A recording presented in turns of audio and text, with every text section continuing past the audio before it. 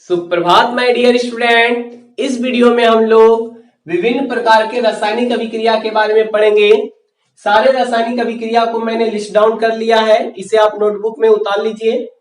तो आपका पहला रासायनिक अभिक्रिया है संयोजन या संश्लेषण अभिक्रिया, दूसरा है वियोजन या अपघटन अभिक्रिया, तीसरा है एकल विस्थापन अभिक्रिया, चौथा है उभय विस्थापन अभिक्रिया, पांचवा है वैद्युत अपघटन अभिक्रिया, छठा है अवक्षेपण अभिक्रिया, सातवां है उदासीनीकरण अभिक्रिया, आठवां है प्रकाश रासायनिक अभिक्रिया, नौवां है ऑक्सीकरण अभिक्रिया, दसवां है अवकरण अभिक्रिया और 11वां है रेडॉक्स अभिक्रिया।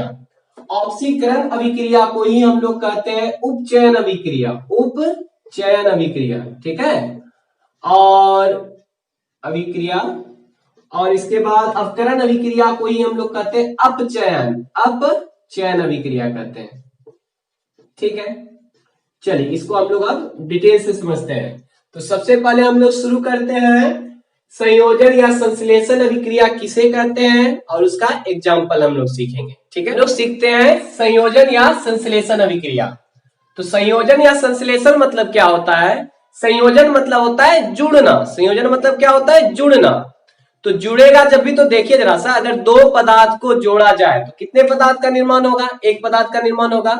या दो से अधिक पदार्थ आपके पास हैं और सबको जोड़ दिया जाए, कितने पदार्थ का निर्माण होगा? एक पदार्थ का निर्माण होगा।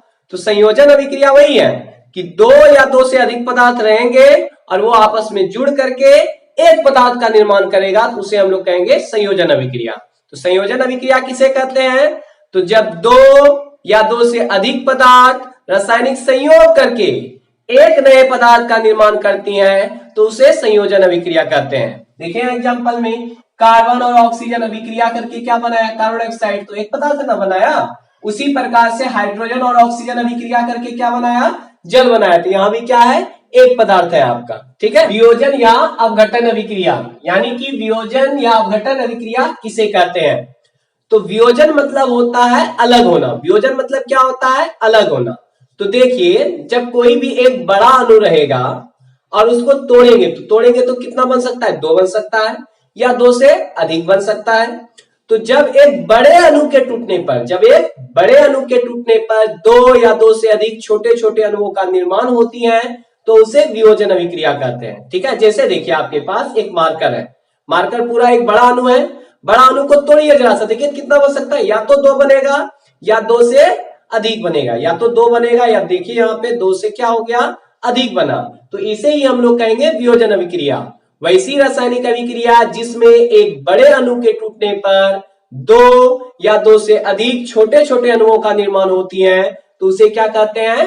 वियोजन अभिक्रिया कहते हैं। तो वही मैंने परिभाषा यहाँ पे लिखा कि वैसी रासायनिक अभिक्रिया जिसमें एक बड़े अणु के टूटने पर दो या दो से अधिक छोटे छोटे अणुओं का निर्माण होती है तो उसे वियोजन अभिक्रिया कहते हैं। देखिए ना, जैसे देखिए कैल्शियम कार्बोनेट था, तो एक बड़ा अणु था ना, ये टूटने के बाद क्या बना? दो छोटे छोटे अणु का निर्माण हुआ, कैल्शियम ऑक्साइड और कार्बन डाइऑक्साइड। उसी प्रकार से पोटेशियम क्लोराइड था, पोटेशियम क्लोराइड के टूटने पर क्या बना? पोटेशियम क्लोराइड बना और ऑक्सीजन बना। हम लोग सीखते हैं एकल विस्थापन अभिक्रिया। पहले हम लोग एग्जांपल से इसे समझ लेते हैं। जैसे देखिए यहाँ पे कि कोई एक आदमी है जो कि शक्तिशाली आदमी है, ठीक है। और यहाँ पे एक आदमी है जो कि इससे कमजोर है और इसके साथ एक गाड़ी लगा हुआ है, यानी कि इसके साथ कोई खिलौना है और ये इसके साथ है। अब बताइए यहाँ पे जब ये दोनों आपस में लड़ाई करेंगे तो ये जो गाड़ी है यानी कि खिलौना जो है ये किसके साथ चला जाएगा? जो कि अधिक शक्तिशाली होंगे, और जो कमजोर होंगे तब तो उसे क्या कर देंगे? यहाँ से विस्थापित कर देंगे। इसी प्रकार से एकल विस्थापन अभिक्रिया में क्या होती है कि जो अधिक शक्तिशाली तत्व होता है, जो अधिक अभिक्रियाशील तत्व होते हैं, वो कम अभिक्रियाशील वाले तत्व के यौगिक से कम अभिक्रियाशील वाले तत्व के यौगिक से कम अभिक्रियाशील वाले तत्व को क्या कर देती है? विस्थापित कर देती है। तो इसे ही हम लोग बोलते हैं एकल विस्थापन अभिक्रिया। जैसे देखिए यहाँ पे लोहा था, लोहा की अभिक्रिया हमने किसके साथ कराया? कॉपर सल्फेट के साथ कराया। तो लोहा अधिक अभिक्रियाशील होने के कारण कॉपर सल्फेट से कॉपर को क्या कर दिया? विस्थापित कर दिया। तो जो अधिक अभिक्रियाशील वाले तत्व होते हैं वो कम अभिक्रियाशील वाले तत्व को क्या कर देती हैं? विस्थापित कर देती हैं। तो इसे ही बोलते हैं हम लोग एकल विस्थापन अभिक्रिया, यानी किसी एक तत्व द्वारा किसी दूसरे तत्व के यौगिक से दूसरे तत्व को विस्थापित कर देती हैं, तो ऐसी ही अभिक्रिया कहलाती है एकल विस्थापन अभिक्रिया। आई रिपीट, जब कोई एक तत्व किसी दूसरे तत्व के यौगिक से दूसरे तत्व को विस्थापित कर देती है तो उसे हम लोग कहते हैं एकल विस्थापन अभिक्रिया।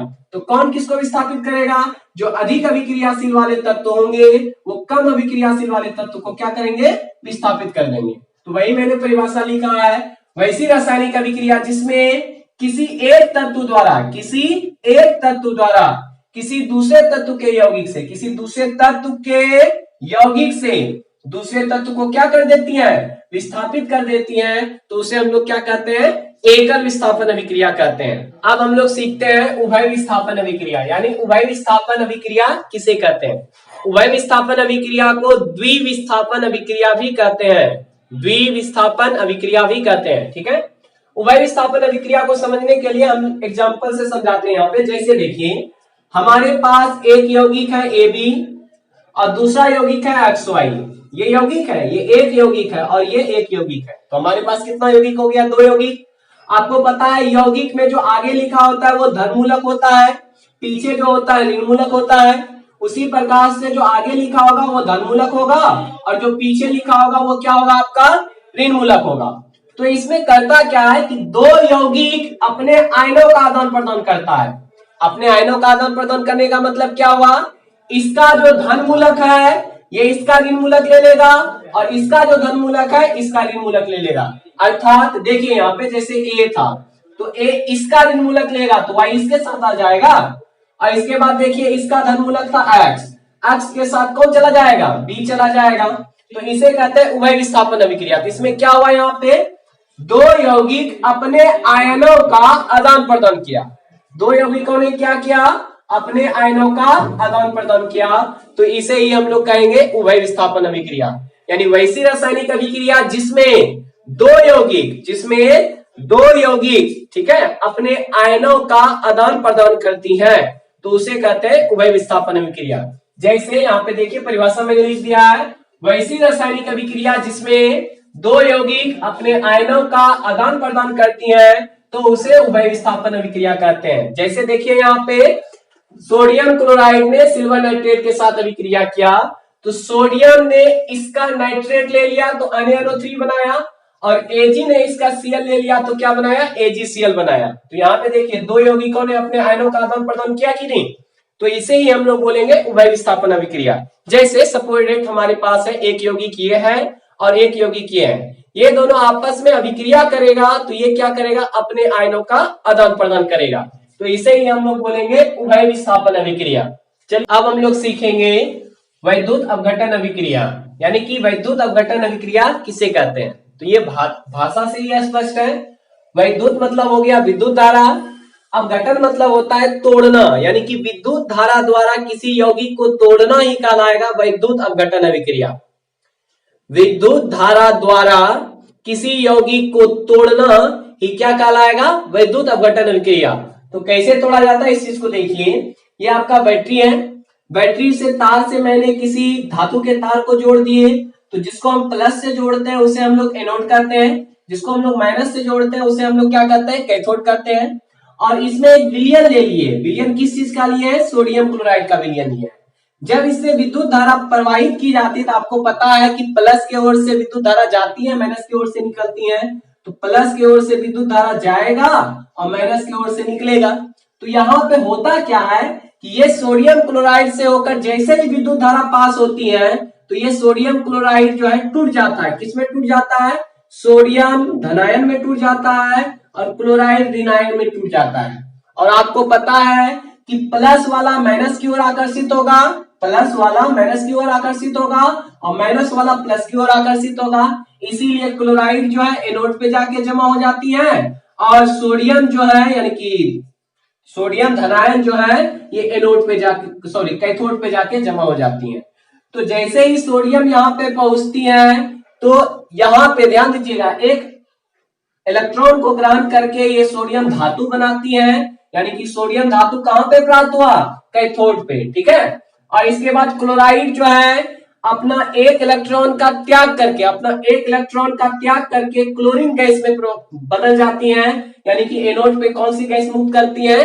क्लोरीन गैस मुक्त करती है। तो सुनिएगा, सोडियम क्लोराइड के वैद्युत अपघटन होने पर सोडियम धातु कैथोड पे जमा हुआ और क्लोरीन गैस एनोड पे जमा हुआ। ठीक है, चलिए ये क्वेश्चन नहीं पूछता इसलिए बता दिया आपको, लेकिन यहां समझना क्या था आपको कि कोई यौगिक था आपके पास NaCl, उससे होकर जैसे ही विद्युत धारा प्रवाहित किए तो ये आयन में विभक्त हो गया, यानी कि ये टूट गया और टूटने के बाद सोडियम धातु दिया और क्लोरीन गैस दिया, जिसमें से सोडियम धातु कैथोड पे मुक्त हुआ और क्लोरीन गैस एनोड पे मुक्त हुआ। तो यहाँ पे क्या हुआ कि कोई यौगिक था, उससे होकर जैसे विद्युत धारा प्रवाहित किए तो वो दो भागों में टूट गया, तो उसे ही हम लोग कहते हैं वैद्युत अपघटन अभिक्रिया। यानी कि वैसी रासायनिक अभिक्रिया जिसमें किसी यौगिक से होकर विद्युत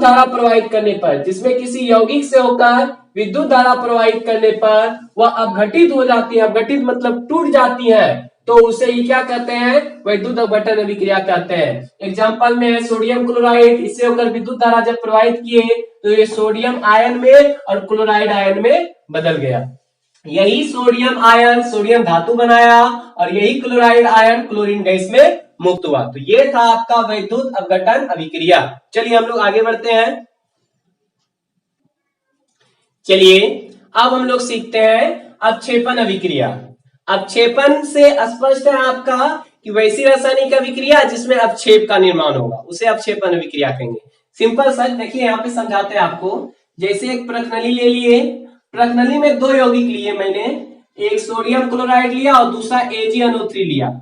जब ये दोनों आपस में अभिक्रिया करती हैं तो अभिक्रिया करने के बाद इस विलयन से कुछ ठोस पदार्थ अलग होकर के यहाँ पेंदी में आके बैठना शुरू कर देता है।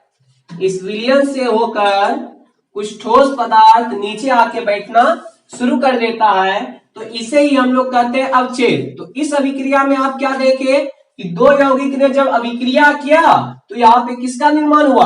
अवक्षेप का निर्माण हुआ। यानी इस रासायनिक अभिक्रिया में किसका निर्माण होता है? अवक्षेप का निर्माण होता है। इसीलिए इस रासायनिक अभिक्रिया को हम लोग क्या कहेंगे? अवक्षेपण अभिक्रिया। वैसी रासायनिक अभिक्रिया, ये तो सभी में लगाते जा रहे हैं, वैसी रासायनिक अभिक्रिया जिसमें, यहाँ तो सभी में लगाते आ रहे हैं, तो वैसी रासायनिक अभिक्रिया जिसमें अभिक्रिया के फलस्वरूप यानी अभिक्रिया होने के बाद अवक्षेप का निर्माण होता है, उसे अवक्षेपण अभिक्रिया कहते हैं। जैसे देखिए सोडियम क्लोराइड है, सोडियम क्लोराइड सिल्वर नाइट्रेट के साथ अभिक्रिया किया तो सोडियम नाइट्रेट बनाया और अवक्षेप के रूप में क्या बनाया? सिल्वर क्लोराइड बनाया। यही तो आपका क्या है? अवक्षेप है। और जब अवक्षेप बनता है तो ये कहां जाता है? नीचे जाता है। इसीलिए मैंने तीर का निशान कहां दिया? नीचे दिया। इसे आप लोग नोटबुक में तैयार करते जाएंगे। उदासीनीकरण अभिक्रिया किसे कहते हैं? जैसे इसको सिंपल सा एग्जांपल से समझिए कि कभी आपके पेट में गैस बनती है ना, तो गैस किसके कारण से बनता है? अम्ल की अधिकता के कारण। कभी हमारे पेट में अम्ल अधिक बन जाती हैं तो जिसके कारण पेट में गैस बनने लगती है, तो उसे दूर करने के लिए हम लोग क्या पीते हैं? इनो पीते हैं। तो इनो एक भस्म है और पेट में अम्ल की मात्रा बढ़ा तो भस्म ने अम्ल को जाकर के क्या कर दिया? उदासीन कर दिया। इसीलिए इसे हम लोग क्या कहते हैं? उदासीनीकरण अभिक्रिया कहते हैं। समझिएगा कि उदासीनीकरण अभिक्रिया किसे कहते हैं कि जब कोई अम्ल किसी भस्म से अभिक्रिया कर लवण तथा जल बनाती है ना, उसे हम लोग कहते हैं उदासीनीकरण अभिक्रिया। इसको ऐसे समझाते हैं, देखिए कोई भी अम्ल है तो अम्ल की पहचान कैसे होता है? यहाँ देखिए सूत्र से पहचान कैसे करेंगे। जैसे HCl तो आगे में H है ना, तो जिस यौगिक के आगे में H लगा होगा वो अम्ल होगा। जल को छोड़ के जिस यौगिक के आगे में H लगा होगा वो अम्ल होगा। जैसे HCl हो गया, HNO3 हो गया, H2SO4 हो गया, ये सब आपका क्या है? अम्ल है। क्यों? क्योंकि इसके आगे में H लगा हुआ है। और भस्म की पहचान कैसे होती है? जिसके पीछे में OH लगा हो। जैसे देखिए ना NaOH, KOH, ठीक है, CaOH का होल 2, तो ये सब आपका क्या है? भस्म है। तो जिस यौगिक के आगे में H लगा होगा वो अम्ल कहलाएगा और जिस यौगिक के पीछे में OH लगा होगा वो क्या कहलाएगा? भस्म कहलाएगा। और जब अम्ल भस्म से अभिक्रिया करते हैं ना तो क्या बनाती है? लवण तथा जल बनाती है। तो देखिए कैसे बनाएगा, तो ध्यान दीजिएगा, ये H और ये OH जुड़ करके बना देगा आपका जल। तो H और OH निकल गया तो बचा क्या, Na और Cl ना, तो NaCl जुड़ जाएगा तो क्या बनाया आपका लवण बनाया ना। तो अम्ल जिसके आगे में H रहेगा अम्ल, जिसके पीछे में OH रहेगा भस्म, इसके अलावा जो यौगिक होगा वो लवण कहलाएगा। देखिए ना, इसके आगे में H है, पीछे में OH है, नहीं है, तो ये क्या कहलाएगा आपका लवण कहलाएगा। इसी प्रकार से यहाँ देखिए HOH से अभिक्रिया करके क्या बनाएगा, जल बनाएगा। और बचा क्या, K और NO3 बचा, ये दोनों जोड़ दीजिए, KNO3 हो गया, पोटेशियम नाइट्रेट हो गया ये। इसी प्रकार से यहाँ देखिए H और OH को जब जोड़िएगा तो क्या बनाएगा, जल बनाएगा। और इसके बाद बचा कौन, कैल्शियम और सल्फेट बचा, तो इसको जोड़ दीजिए तो CaSO4 बन गया। बाकी इसे बैलेंस आप कर लीजिएगा। तो यहाँ पे आप क्या देख रहे हैं कि अम्ल भस्म से अभिक्रिया करके क्या बना रहा है, लवण तथा जल बना रहा है। तो इसी अभिक्रिया को हम लोग कहते हैं उदासीनीकरण अभिक्रिया। उदासीनीकरण अभिक्रिया इसीलिए बोलते हैं क्योंकि जब अम्ल में भस्म को डाला जाता है ना, तो दोनों एक दूसरे को क्या करता है, उदासीन कर देता है। यानी कि ना ही अम्ल का गुण रहने देता है, ना ही भस्म का गुण रहने देता है। तो उदासीन कर देने के कारण ही इसे उदासीनीकरण अभिक्रिया कहते हैं। तो उदासीनीकरण अभिक्रिया किसे कहेंगे, तो जब वैसी रासायनिक अभिक्रिया जिसमें कोई अम्ल किसी भस्म से अभिक्रिया कर लवण तथा जल बनाती है, उसे हम लोग क्या कहते हैं, उदासीनीकरण अभिक्रिया कहते हैं। देखिए स्पष्ट कर दिए हैं कि अम्ल भस्म से अभिक्रिया करेगा तो लवण तथा जल बनाएगा। तो ऐसी अभिक्रिया कहलाती है उदासीनीकरण अभिक्रिया। प्रकाश रासायनिक अभिक्रिया यानी वैसी रासायनिक अभिक्रिया जो प्रकाश की उपस्थिति में घटित होगा उसे प्रकाश रासायनिक अभिक्रिया कहते हैं। तो कुछ रासायनिक अभिक्रिया ऐसी होती है जो बिना प्रकाश के संभव नहीं है, उसे प्रकाश चाहिए ही। तो देखिए जैसे मैं एग्जांपल लेता हूं कि जैसे एक प्रणाली ले लीजिए, इसमें आप हाइड्रोजन गैस और क्लोरीन गैस डाल दीजिए, ठीक है, और इसे बंद कर दीजिए, ठीक। और इससे आप अंधेरे कमरे में जाके रख दीजिए। जब अंधेरे कमरे में आप रख दीजिएगा तो इसके बीच में कोई भी अभिक्रिया नहीं होगा। और वही जब इसे थोड़ा सा यानी कि प्रकाश की उपस्थिति में ला दीजिएगा तो ये आपस में अभिक्रिया करके क्या बनाएगा, हाइड्रोक्लोरिक अम्ल का निर्माण करेगा। तो आपने क्या देखा कि ये अंधेरे कमरे में अभिक्रिया नहीं किया, यानी जब तक इसे प्रकाश नहीं मिला तब तक ये आपस में अभिक्रिया नहीं किया। तो इसका मतलब हुआ कि इस रासायनिक अभिक्रिया को होने के लिए प्रकाश चाहिए ना, तो प्रकाश की उपस्थिति में घटित होती है। तो वही परिभाषा मैंने लिखा, वैसी रासायनिक अभिक्रिया जो प्रकाश की उपस्थिति में घटित होती है उसे प्रकाश रासायनिक अभिक्रिया कहते हैं। जैसे H2 + Cl2 यानी कि हाइड्रोजन गैस और क्लोरीन गैस आपस में जब अभिक्रिया करेगा तो अभिक्रिया करने के लिए क्या चाहिए, प्रकाश चाहिए। तो ये प्रकाश की उपस्थिति में अभिक्रिया करके क्या बनाएगा, हाइड्रोक्लोरिक अम्ल बनाएगा। या फिर आपके पास दूसरा एग्जाम्पल जैसे है प्रकाश संश्लेषण की प्रक्रिया।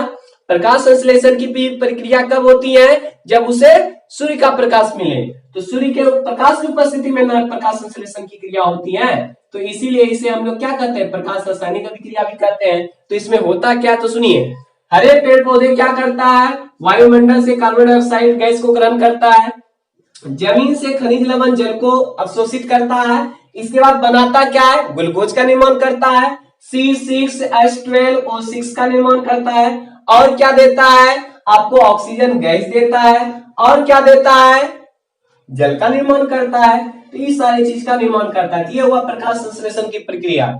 ये भी बिना सूर्य के प्रकाश का संभव नहीं है, इसीलिए इसे भी क्या कहेंगे, प्रकाश रासायनिक अभिक्रिया कहेंगे। अब इसके बाद आपका बचा हुआ रह गया ऑक्सीकरण अभिक्रिया, अवकरण अभिक्रिया, ठीक है। इसके बाद रेडॉक्स अभिक्रिया। तो इसका डिस्कशन हम लोग नेक्स्ट वीडियो में करेंगे। तब तक के लिए धन्यवाद, जय हिंद।